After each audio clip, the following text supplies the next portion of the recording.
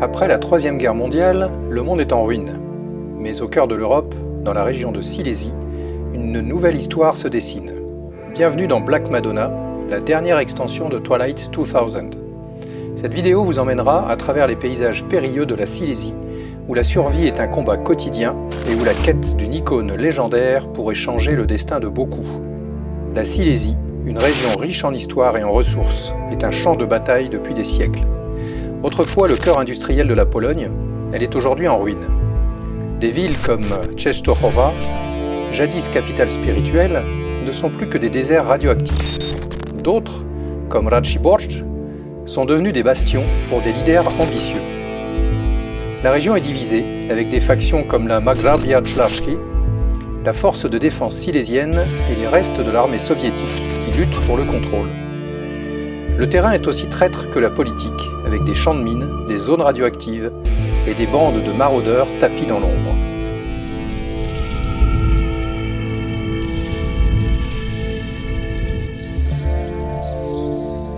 Bonjour à tous. Alors aujourd'hui c'est donc le rendez-vous pour la dernière présentation de ces extensions pour Twilight 2000 avec donc The Black Madonna, la Madone Noire, qui est en fait la première extension qui est spécifiquement plutôt axée sur les scénarios. Un scénario, en fait, une mini-campagne, on va dire. Donc c'est le principal axe de cette extension, mais pas que, puisqu'on a, comme toujours, en fait, quelques nouvelles règles. On a également des scénarios supplémentaires, évidemment, mais là, on est sur une extension vraiment spécifique au scénario, et donc qui se déroule là par contre uniquement donc en Silésie, en tous les cas pour le scénario de la Madone Noire, donc exclusivement en Pologne. Donc évidemment pour les joueurs qui ne jouent que en Suède, il faudra plutôt s'orienter éventuellement sur, se contenter entre guillemets des règles supplémentaires qui restent évidemment très pertinentes même si on ne joue qu'en Suède, pardon. Mais évidemment le scénario principal lui se déroulera en Pologne, donc c'est quand même important de le préciser. Mais on se retrouve avec la première extension qui est en tout cas qui se rapproche de ce que moi j'attends. J'espère pouvoir à un moment donné avoir une extension qui serait une vraie campagne scénarisée, donc bien longue, qui pourrait s'articuler autour de différentes rencontres qu'on aurait pu faire évidemment de manière aléatoire pour conserver quand même cet aspect bac à sable, mais effectivement là on commence à se rapprocher de quelque chose d'un petit peu plus structuré, je dirais, et qui peut tout à fait s'intégrer évidemment dans le parcours des joueurs. Il y a plusieurs méthodes d'accroche en fait qui sont détaillées en fait dans le manuel. Alors il faut savoir que c'est une histoire qui avait déjà été publiée à l'époque de la V2. Et l'intérêt de ça, c'est qu'évidemment elle a été réactualisée avec les nouvelles règles et que ce sont les mêmes auteurs qui donc ont rédigé ce long scénario. Donc c'est particulièrement intéressant évidemment. Alors on va sans plus perdre de temps découvrir évidemment ce que nous réserve le contenu de la boîte. Voilà, donc comme toujours, le petit catalogue, je passe. Alors une petite nouveauté par rapport aux éditions, aux précédentes extensions, c'est que là on a un petit supplément qui est en fait un journal, le journal du sergent James Crenshaw, qui va être importante dans la recherche évidemment de cette icône religieuse. Donc je vous montrerai ça un petit peu plus tard en gros plan. Toujours évidemment les cartes supplémentaires donc, de rencontres. Et comme toujours,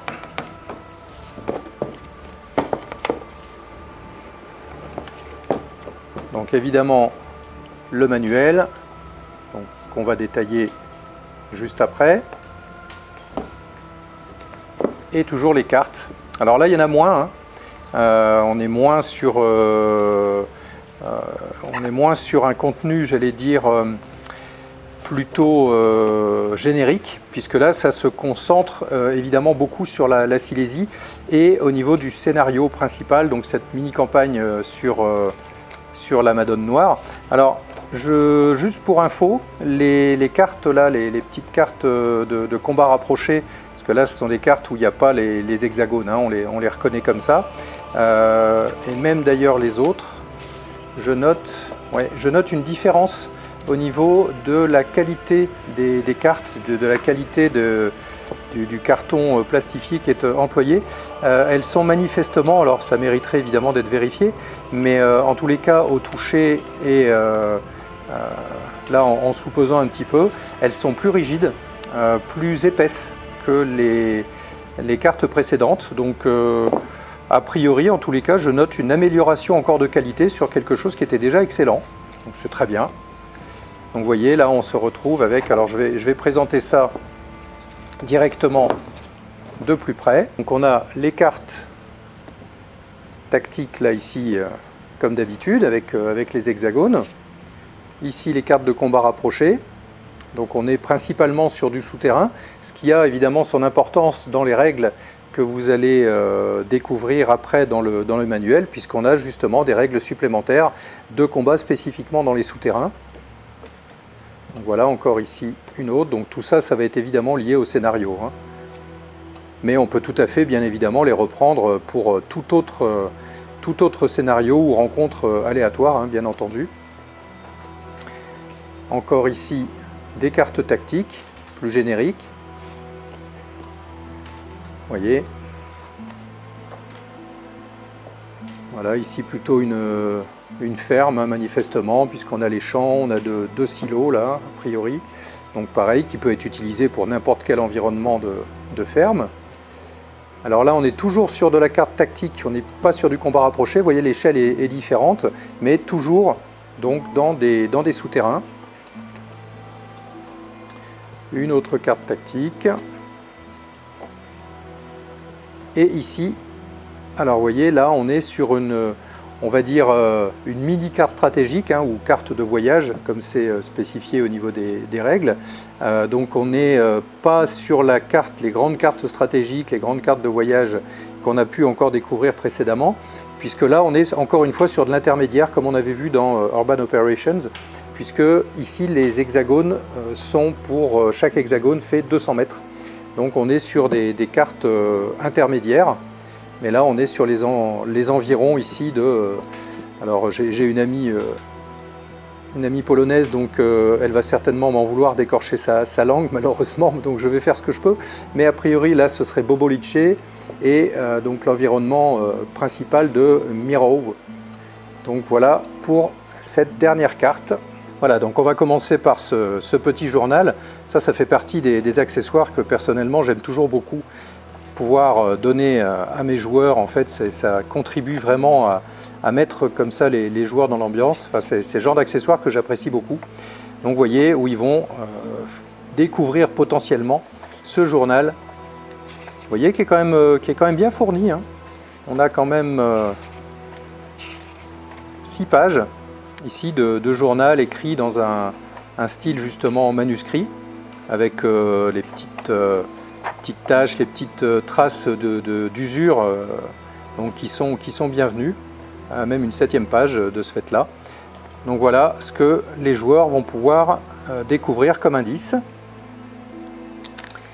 Et les cartes de rencontre à présent.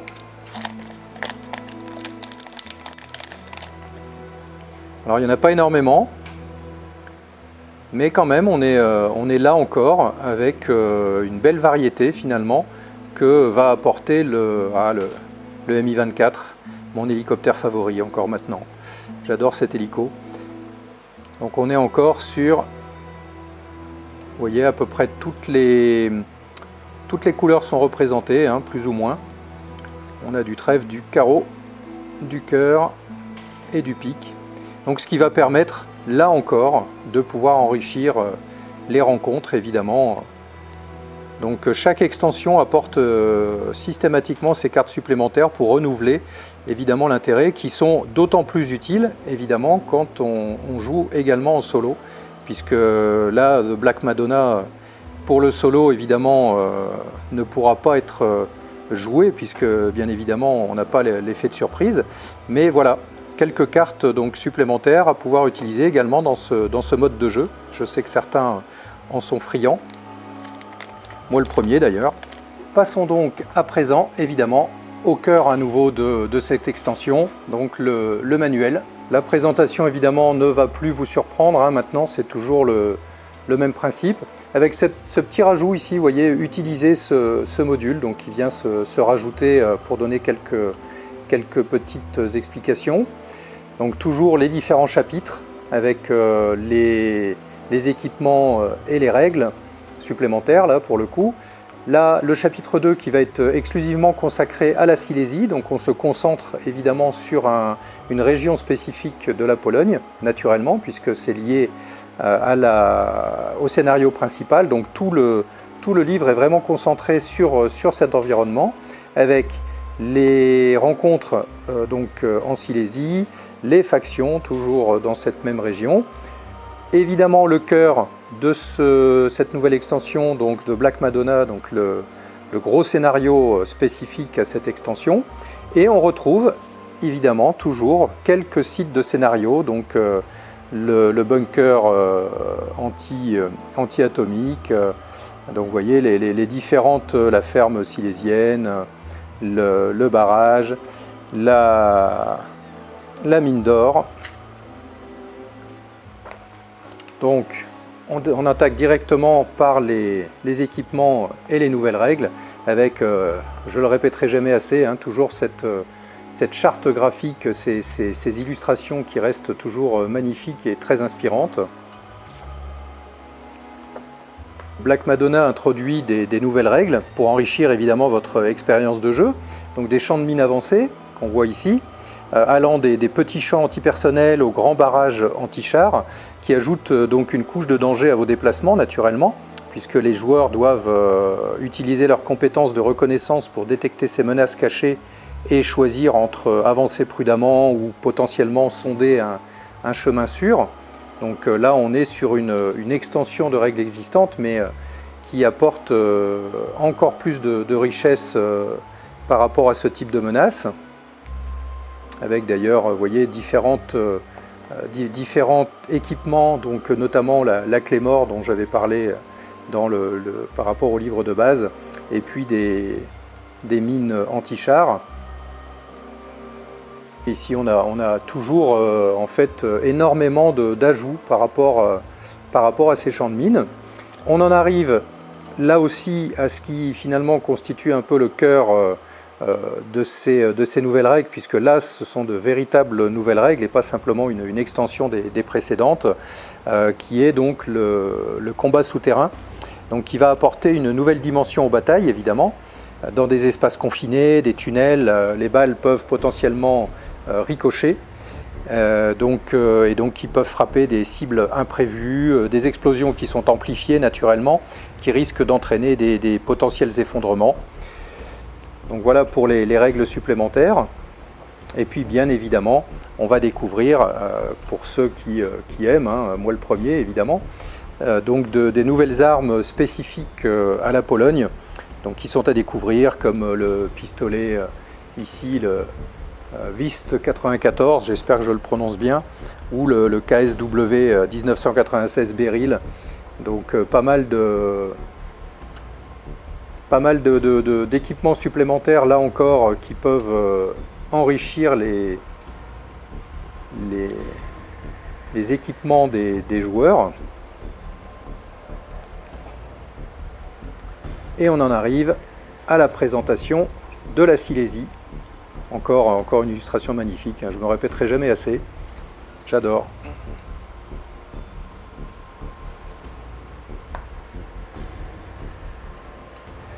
Voilà, donc c'est là que je vais forcément écorcher des noms, parce que là c'est assez terrible pour moi qui évidemment n'est pas familier avec le polonais, même si c'est une langue que j'aime beaucoup. Donc on en est sur la présentation générale ici, vous voyez, avec différentes zones donc, de la Silésie. Alors en gros, pour résumer, en Silésie le pouvoir est fragmenté, Vous avez la Margrabia Slavski, dirigée par Julian Filipović, qui cherche à unifier la région sous son règne, qui se proclame markgraf, je crois que j'espère bien le dire, de Silésie. Vous avez les forces de défense silésiennes sous le major Rudolf Geismar, de mémoire je crois. Vous voyez, vous avez de toute façon toutes les zones qui sont bien spécifiées ici, donc qui luttent en fait pour protéger sa patrie. Et pendant ce temps, vous avez la 20e division de tanks de la garde soviétique qui, bien qu'affaiblie, reste une menace. Et au milieu de ce chaos, des personnages comme le père Wojciech Niekrasiewicz, j'espère que je n'écorche pas trop son nom également, cherchent espoir et rédemption, leur destin lié à la légendaire Black Madonna, donc la Madone Noire. Donc en gros, voilà pour la présentation un petit peu de la Silésie. Et là, on se retrouve évidemment avec les rencontres spécifiques à cette région, donc sur lequel je vais évidemment passer rapidement, puisqu'on en revient comme d'habitude à ce qui est déjà mentionné sur les cartes.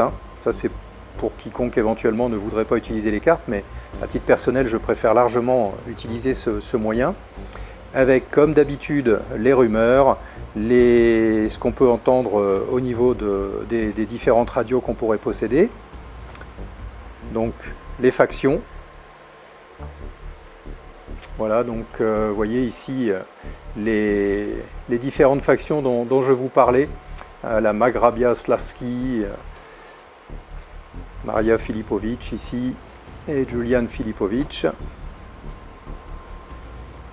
Vous voyez, avec à chaque fois les détails sur ces morceaux de cartes pour qu'on puisse se repérer.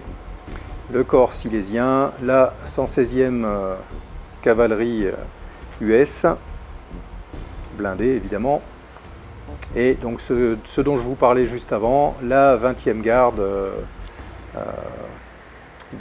soviétique de chars. Donc voilà pour les différentes factions que l'on peut y retrouver. Et évidemment, voilà le cœur de ce manuel qui est donc le scénario de la Madone Noire.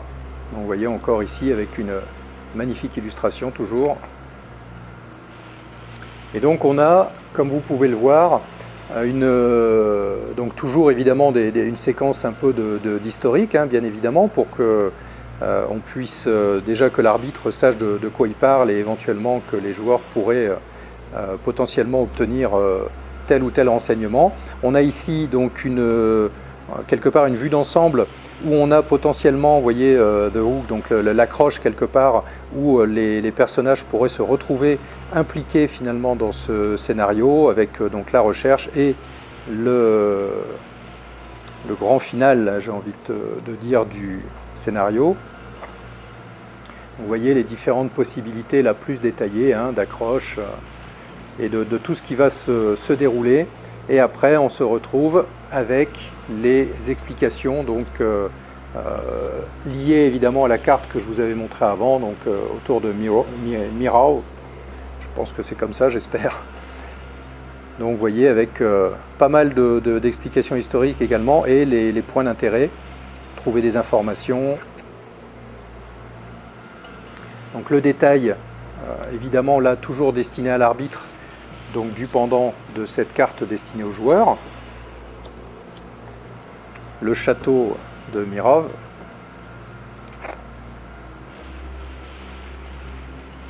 Voilà ici le château de Bobolice. Et on en vient évidemment sur ce qui est directement lié aux nouvelles règles, qui sont donc les caves, les souterrains donc de Stajnia. J'espère que c'est comme ça également qu'on le prononce. Donc de la même manière, on retrouve ce que je vous ai montré tout à l'heure à destination des joueurs. Donc là, évidemment, intéressant pour l'arbitre de pouvoir avoir cette carte de manière à pouvoir se repérer beaucoup plus facilement où vont se trouver les joueurs à tel moment. Donc aux joueurs, bien sûr, ça me rappelle un petit peu mes toutes jeunes années à Tunnel et Trolls ou Donjons et Dragons, quand on était sur du porte-monstre trésor et où il fallait tracer ses plans dans les souterrains, donc c'est vrai que ça fait un peu Madeleine de Proust pour ma part, c'est sympa. Donc vous voyez toujours encore les explications complètes avec les personnages non joueurs qui sont toujours aussi bien détaillés. Voilà, donc avec les personnages principaux qu'on peut rencontrer, et donc avec, au final, si les joueurs arrivent à récupérer la Madone Noire, évidemment, ce que ça pourrait impliquer derrière, donc des pistes de scénario, de poursuite de scénario finalement, parce qu'évidemment, s'ils ont mis la main là-dessus, vous vous doutez bien que c'est une icône qui peut attirer bien des convoitises. Et on termine par les sites de scénario. Donc voilà, le bunker anti-atomique. Donc c'est toujours un petit peu comme les autres précédentes extensions, hein. Voilà, pour vous aider dans vos différentes aventures. Black Madonna fournit une multitude d'outils comme toujours, des cartes détaillées de la Silésie pour naviguer dans la région, des cartes de sites de scénario qui vont donner vie à des lieux comme ce bunker anti-atomique, la ferme silésienne qu'on a vu, qu'on verra juste après. Des nouvelles cartes d'événements que vous avez vues. Vous voyez la ferme silésienne.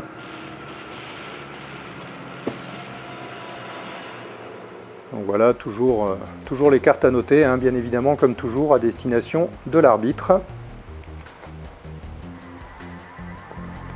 La mine d'or. Donc voilà, on n'a pas que le scénario principal de la Madone Noire, même si évidemment c'est le scénario le plus intéressant, parce que le plus détaillé, le plus riche. Voilà, ici. Ah bah là on est sur, justement, c'est la carte donc, de la mine d'or. Et on termine toujours, comme d'habitude, avec l'index. Toujours aussi pratique pour pouvoir se référer rapidement, trouver les pages dont on a besoin en cours de partie. Voilà. En conclusion, évidemment, vous vous doutez qu'à titre personnel, comme toutes les autres extensions, j'ai été conquis, c'est clair. Jusqu'à présent, pour moi, la gamme est un véritable sans faute, même si j'espère, comme je vous le disais maintenant, que ça puisse s'étoffer plus tard avec ce qu'on avait dans la V2, par exemple des manuels d'équipement, de matériel, de véhicules supplémentaires. Ça, c'est ce que j'avais beaucoup aimé dans la précédente et les précédentes éditions, et évidemment une campagne beaucoup plus riche encore que celle-là, mais elle est déjà très sympa à jouer. C'est une première, j'allais dire, d'avoir justement un scénario plus fouillé, plus riche que ce qu'on avait jusqu'à présent. Donc très intéressant quand on est dans le cadre évidemment classique avec maître de jeu, donc arbitre et joueur.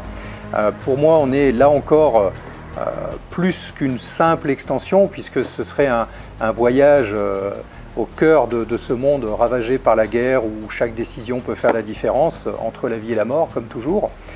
Donc que vous naviguiez dans le paysage politique de la Sibérie, que vous combattiez dans des tunnels souterrains ou cherchiez une icône légendaire avec donc cette Madone Noire, cette extension vous offre à nouveau pas mal de possibilités très riches d'aventures supplémentaires par rapport à ce qu'on avait jusqu'à présent.